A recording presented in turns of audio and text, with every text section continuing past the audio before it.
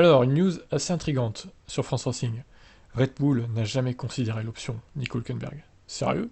Je pensais qu'ils étaient quand même en négociation un peu avec lui, quoi. Alors que Red Bull Racing a enfin constitué son duo de pilotes pour 2021, l'écurie autrichienne n'a pas vraiment considéré l'arrivée de Hülkenberg. Seules quelques discussions qui n'avaient pas de lendemain. Dès cet été, on commençait à croire qu'Albon n'allait pas pouvoir conserver son baquet. Plusieurs rumeurs sont venues alimenter les bruits de couloir, d'un possible retour de Vettel, dont giron Red Bull, à Nico Hülkenberg. Ce dernier a les préférences de Max Verstappen. Oups. Dicté certainement parce qu'il le considère moins encombrant qu'un Sergio Perez. C'est possible. Non, il n'y en avait pas d'autres, déclare Horner. Lorsqu'on lui a demandé s'ils avaient sérieusement envisagé d'autres options, il y a eu une brève discussion avec Hülkenberg, mais notre décision s'est vraiment accélérée le mois dernier, je dirais.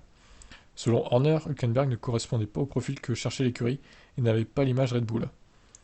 Alors, je suis pas sûr que Perez non plus ait plus l'image de Red Bull que Hülkenberg, mais bon, pourquoi pas. Vettel n'a jamais été envisagé non plus, même si l'Allemand aurait aimé l'opportunité lorsqu'il fut écarté par Ferrari. C'est remarquable, je veux dire, les circonstances sont un peu folles, n'est-ce pas? Nico Hülkenberg est un autre pilote capable qui devrait avoir un baquet en F1. C'était notre chance que Sergio n'ait plus de volant pour 2021 et cela nous a laissé le temps de terminer la saison avec Alex avant de prendre une décision. Red Bull va donc se tourner vers 2021 avec ce nouveau duo de pilotes, Verstappen et Perez. Un pilote qui n'est pas issu du Red Bull Junior Team, mais de la Ferrari Driver Academy. C'est vrai. La formation va relever un nouveau challenge en vue de 2022, s'approprier la motorisation de Honda, qui quittera la F1 à la fin de saison 2021. Les Japonais emmèneront pour autant un tout nouveau V6 l'an prochain, pour permettre à la Red Bull RB17 de regagner les sommets de la discipline. Voilà, donc apparemment, Hülkenberg n'a jamais été considéré dans les choix de Red Bull.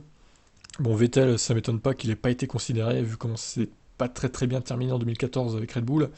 Il a fait une saison, il a fait sa deuxième pire saison, je dirais, avec Red Bull en 2014. La pire saison de Vettel reste celle de cette année, 2020, avec Ferrari. Je pense qu'on est tous d'accord là-dessus. Mais bon, bref, en tout cas, Hülkenberg, bah, il se retrouve sans baquet pour l'an prochain. Je pense que ça va se compliquer hein, pour lui. Peut-être qu'il fera un remplaçant de luxe s'il y a encore l'année prochaine un pilote Eco-Roned. Mais honnêtement, je ne vois plus d'avenir en Formule 1. Ça va être compliqué en tout cas. En tout cas, Perez, eh ben, chez Red Bull, ça risque de faire des étincelles avec Verstappen. J'ai hâte de voir ça. Je vous laisse commenter. Ciao.